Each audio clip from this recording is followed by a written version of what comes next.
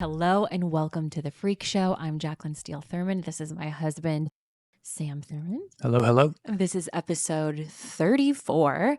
And today we're going to be talking about how conflict can lead to getting on the same frequency as your partner.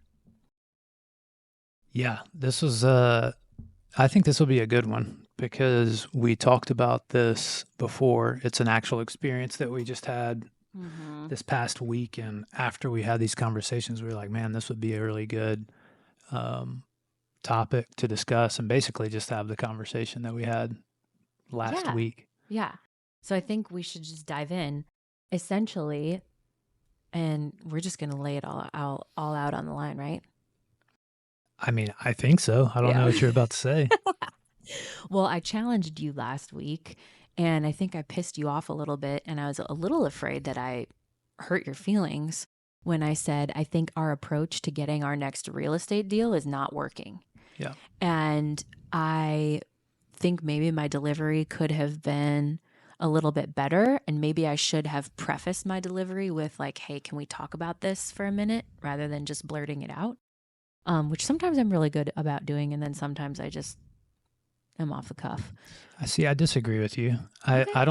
I think that just because something like pisses me off or catches me off guard in the moment, but ultimately, sometimes I think that's necessary. And we've talked about that before on the show where sometimes it's necessary to kind of shake the other person awake. Whereas if it's if you're coming with too many pads on, it doesn't really have the same effect. So I kind of don't think you approached it the wrong way at all. I actually think that it's good, and I've given you permission to, basically speak to me that way and call me out when you feel like there's something that needs to be called out. Well, and it's always coming from a place of love and a common goal in that we want to optimize our lives and challenge ourselves and make a lot of money and do a lot of really cool things and make an impact on the world. So It's all coming from a good place. But my hesitance is rooted in something my mom told me on our wedding day, where she said, whatever you do, don't break his spirit. And so I come at things wanting to make sure that I am aware of your feelings and aware of how you process things and how things affect you. Mm-hmm. And you're an extremely tough dude. Like, you're a man in every sense, but I also know that you're a human. And so you have told me in the past that sometimes I can be, I don't know that you would say aggressive in my rhetoric, but I can be very direct. Okay. And sometimes it can be, it can cause friction between us. And you can be too with me. Yeah. I'm trying to recall when I may have said that about you. Well, sometimes you just say like my tone or the way I say something, my intention may be one thing, but the way that I'm saying it and my tone in saying it makes it sound a little bit more aggressive or accusatory. Yeah, I think that there are moments that there are different scenarios and different, issues that pop up that I don't really feel like apply to this conversation. Okay. Because I feel like this conversation is more business partner hat than it is, husband and wife hat. Okay. So there's I get that. I respect that. For those other things, yeah, I think sometimes you need to check your tone a little bit because I don't think that it's necessarily all that fair. Yeah, I think you're right. And the same is true for me. But you're usually pretty. But the point is the point I'm making is it's. I sat across the table from you and I was like, hey, we need to have a business conversation. Something isn't working because we're not getting our next deal. And you are in charge of getting our next deal, which is our livelihood for the most part. Yep. And so if it's not working, we've got to fix it. Yeah. Yeah. And which was a total fair call out. by you. And I think you need to know that you are free to do that whenever you're having those feelings, because I don't want it to become something where you're kind of looking at me sideways like, what are you doing? This isn't working. You're doing it all wrong. You need to switch something up. Yeah, and I don't like a passive aggressive approach. And I feel like that's for insecure people. And I'm also not saying that you were right.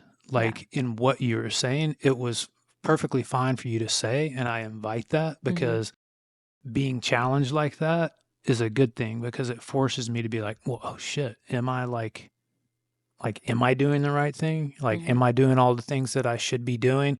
Because then, I took the next half of that day and kind of went through, well, I could do this different. I could do that different. We could add on this. And I also had some conversations outside of you and I, just to kind of run by what I was currently doing. Like, I talked to Travis, and he just went to the Hormozy thing. So he was all pumped up on Hormozy, which was awesome. Ready to go. Yeah. Yeah. But bounced it off of him and thought about it even more. But the conclusion I came back to is, no, I'm doing what I need to do. It just takes time. And when we step back and we think, when we really started really pushing to get this next project, hasn't been that long. No. It takes time. It's a very competitive market. We don't want to get ourselves in a situation. We only want to buy good deals. I've bought some bad deals in the past, and it really sucks when you have to dig yourself out of those holes. But I don't want that to make me too passive on, or I need to, in this market, you still need to be aggressive and go after the opportunity and take risks. Is I didn't want us to be passive.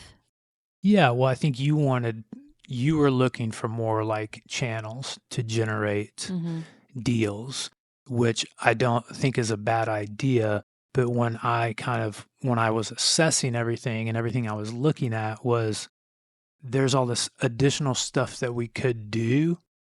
But over the last 7-8 years, I've done pretty much all of those things. Yeah. And the return hasn't been there. So you might get something on it, but how much energy are you going to put into that approach, versus if I just focus that energy on the things that I know work and have worked, and continue to trust that those are going to pan out?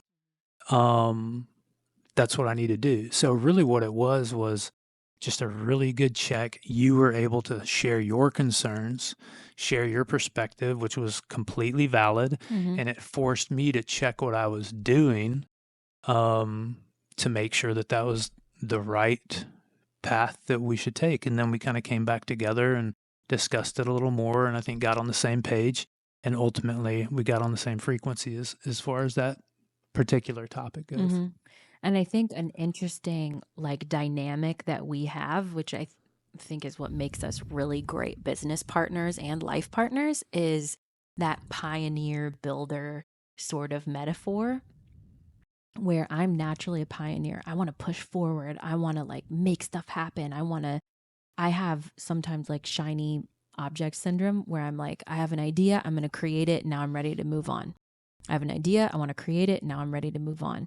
And you, which I need, you are a builder. You go deep, you go wide, you really go into all the details of things. Whereas I am I just want to be creating all the time. I don't really want to do anything else. Yeah.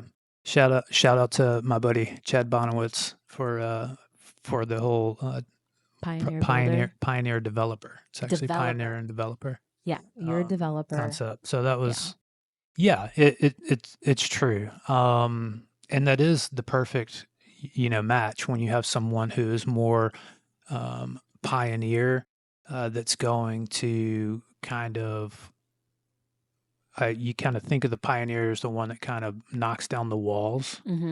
And then the developer is the one that actually, once you get to that other side, they kind of set up and say, okay, this is what the opportunity is, and this is how we capitalize on it. And if you let a pioneer just kind of run free, they're just going to keep going, and they leave a really large wake in behind them. So it's good to have that, have us be somewhat opposites on that. I think we both can do both. Oh, we can definitely both. We can definitely both do both. Yeah. Oh, we definitely do that for sure. But so anyway, yeah, that was that topic. Any more on that one, or do you want to? No, I feel like that was really important for us to have that conversation. You know, as entrepreneurs, we generally get like a good chunk of a paycheck several times a year. So we have to always be thinking ahead, and we have to always be thinking, especially in our line of work in real estate. You know, sometimes projects take 4, 6, 8, 9 months, maybe even a year. So we have to constantly be making sure that we're prospecting and doing what we need to do to make sure that we're okay, 6 months from now. Yeah, consistency There's is a lot a of pressure challenge. there. Consistency is a challenge, and as we've progressed in kind of the projects that we're doing, and the price point for the projects become higher. We take that step, and then we take that step, and then while we're doing it, we're kind of like learning all the ins and outs of that, uh, of doing something at that scale. So I'll speak for myself. I was scared to add another project on top of it at that scale before we had actually gone through I the was full too. cycle No, and I was too. proven that out. So, and that Which happens no matter we what. crushed. Yes, we We did. And that crushed. happens no matter what. But it was But now we're scary. at the point where it's not that big of a deal because we know what to expect. We know how much money to raise. We know how to over budget for everything always. Yeah, we're much more capable of taking on a large scale luxury project, but at the same time, we also don't want to purchase one just to purchase one. We want to make sure that we're getting a real deal and it's going to benefit everybody involved. Yeah, and we just missed out on a deal literally right before we started this episode 5 minutes because ago. we were unwilling to go above what our spreadsheet said where we needed to be, what our top was, and I'm perfectly fine with that. Yeah, I have peace about that one too. Yeah. I think there was a chance that we would have done really well on it, but there was also a very good chance that it would have been so close that we would have just broke even, and then we'd be wasting 4 to 6 months of effort. And that will leave space for an even better project with higher returns that'll come quickly. Yeah, I know it's coming. Yeah, and so the takeaway for me was to just keep doing what I'm doing and be consistent with it, because the way that I farm deals is for the most part through wholesalers and through real estate agents, and you help with that as well.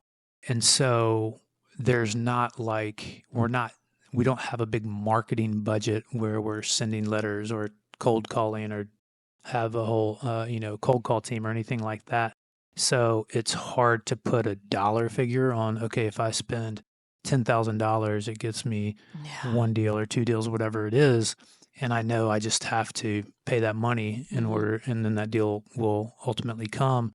For me, it's more just time and energy and analyzing deals and talking to people, and then and measuring, shout to Trav again, my cost of acquisition, I think is what it's called, is measured in time and energy versus dollars. We love Trav so much. But also one of the most successful men I know who is in real estate said to us a few weeks ago, it's a numbers game. You have to look at hundreds of deals before you're going to find one that really pencils out, or in our case spreadsheets out. Yeah. So once we had that chat and I heard you come back with that kind of answer, I had peace about the way we were moving forward. Well, it reinforced for me what I was doing. It's always good to have a fast feedback loop, as Elon talks about, to where you make sure you're getting feedback quickly on what you're doing to make sure you're not wasting your time or wasting energy. So that was good for me to force me to confirm that. And for you, I think you were able to get those thoughts off your chest and then feel comfortable again with the way we were approaching it. Yeah. Yep, I do. Okay. Now you tell me, how you challenged me last week, because you came at me too. Yeah, and I don't know, maybe I was looking for something to challenge you with after you challenged me, who knows? But A little tit for tat. yeah. No, it really wasn't. But it really wasn't that. But as you it just happened that way. But as the listeners know, we created the Freq app, and we're in the phase where we've launched it. It's more of a soft launch. We're still kind of working out some kinks and everything. But it is version 2.0 is pretty. Yeah, it's awesome. great. It's so cool. It's so cool. Yeah, I'm so proud of it. We haven't really put the gas pedal down on the marketing plan just yet because we haven't had the time. Yeah, but we also wanted to work the kinks out before we did that. 100%. But you and I were talking, and we were talking about. I brought up this podcast, and a big part of the marketing is talking about the app on the podcast. And I brought up my concern that was going to be the most effective way of marketing the app. And I was hesitant to do that because you put so much time and work into the podcast. I was ready to go. I was like, ooh. But again, it's having the business partner hat on. Yeah. It's the conversations that you have to have. It's important that you ask me these questions. And so his question is creating all of these episodes for the Freq Show the best way to get the Freq app out? And should we potentially pause the Freq Show if we need to focus more on the app? And to me, the Freq Show and the Freq app are like brother and sister. And it's so vertically integrated for me. Yeah. Well, and that's not the only reason we have the podcast. We have the podcast just because we like having the conversations and like sharing. Yeah, we like sharing what works for us. Yeah, but I think the crux of where the rub was and where the discomfort was I knew that the podcast is near and dear to you as it is to me, but reality is you put more work into the podcast than I do. Yeah. My focus is more on finding real estate deals. Yours is more on the podcast, the app. And the cadence, I think it's worth it to say the cadence of our business is Sam is the numbers guy. He's the deal finder. He does all the number crunching and analyzing. I am, and you're a visionary too, no doubt. You're just a pioneering visionary, and I'm the... I love how you say that. You're a visionary too, no doubt, for sure. Yeah, calling me out right now, but you're not wrong. I did say that. So, yeah, and I could feel it. I could feel it. Didn't mean it in a negative way. Look, we need each other. I think we are iron sharpens iron.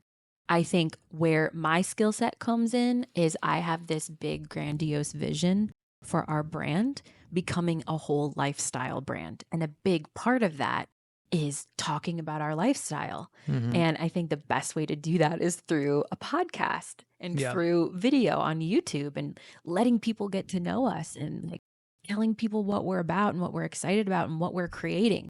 And so for me, it's like a no-brainer to do a podcast, but it was also good for you to ask me that question because it made me go, okay, let me go back to basics here.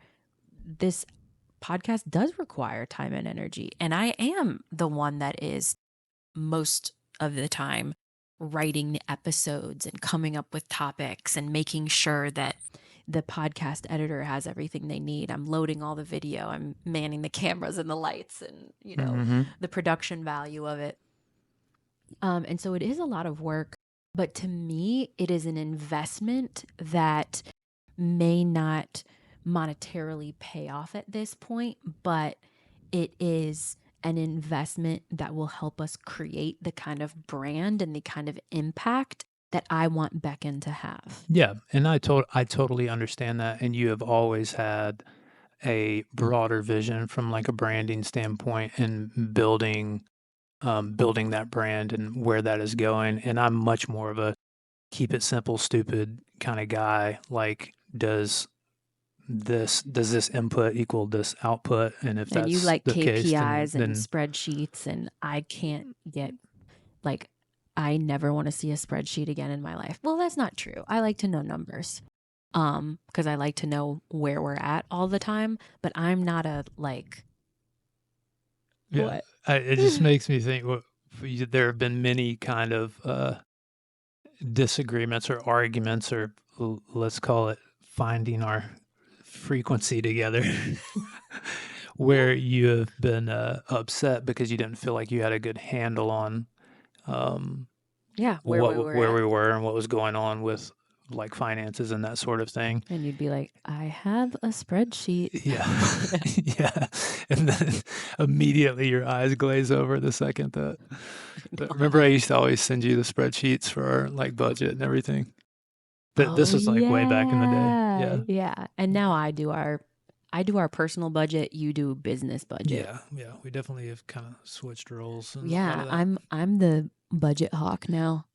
Well, it's a good thing. I love it. It's like in Millionaire Next Door. Yeah, I want to be like, how little can we spend this month? And that's fun to me. I know it's as long as I get to eat what I want. Yeah, that's fun to me. Yeah, I think it might be fun for the listeners to hear what you spend the most money on and what I spend the most money on. Well, you definitely spend the most money on books and makeup, and I haven't bought a lot of makeup recently, though. Well, if we do over the last 15 years, it's been a lot of makeup. Yeah, that's probably true. And that's fine. But a lot of books and a lot of makeup, and then I eat a lot of food. Yeah. He likes to have his specific meals. Yeah.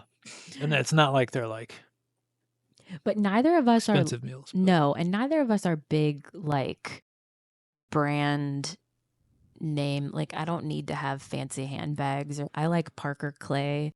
They support women in Africa who have come out of the sex trade, and like I like small businesses. That's just who I am. We've shared a car for the last 4 years, and so it's not. We're not extravagant by any means. Honestly, I think that the business has been the most expensive thing by far. Oh, by far. Back to those bad deals I bought. And then renovating our home was super expensive. Yeah, for sure. So anyway, I think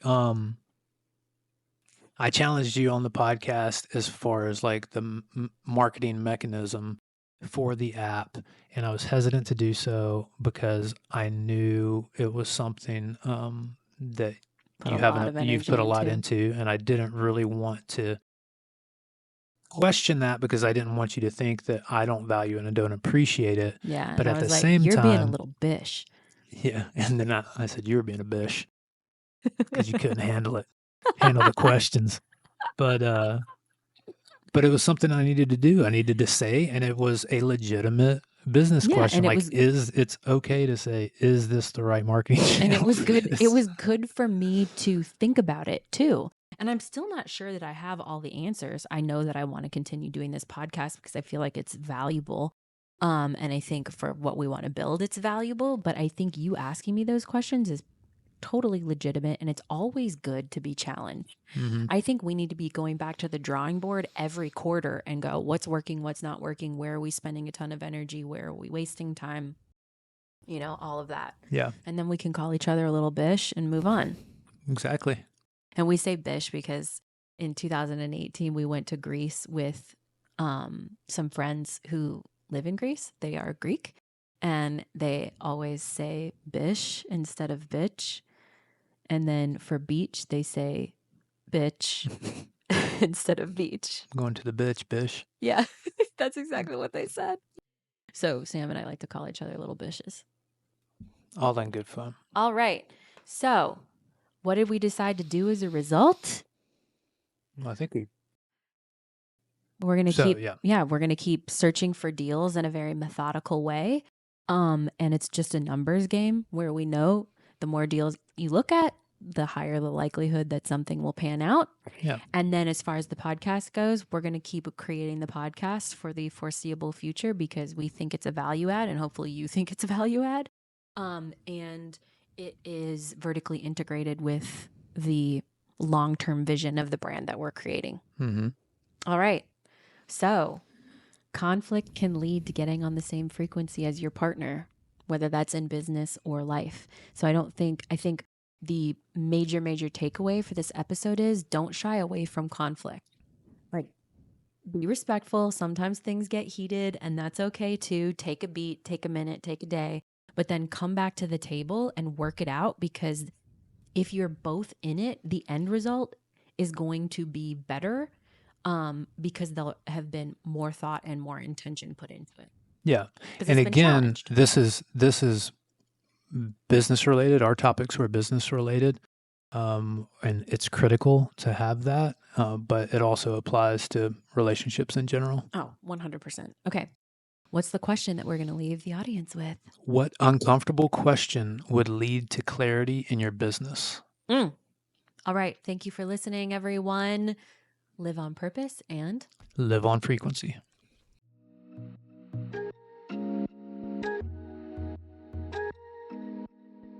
Thank you so much for listening to The Freq Show with Sam Thurmond and me, Jaclyn Steele Thurmond. We would love to connect with you via our website, beckonliving.com, and on social media. You can find us on Instagram and TikTok at Beck and Living, and you can join our email list to receive uplifting messages, podcast and business updates, and discounts on high-frequency products just for our freaky community. Cheers to high-frequency living.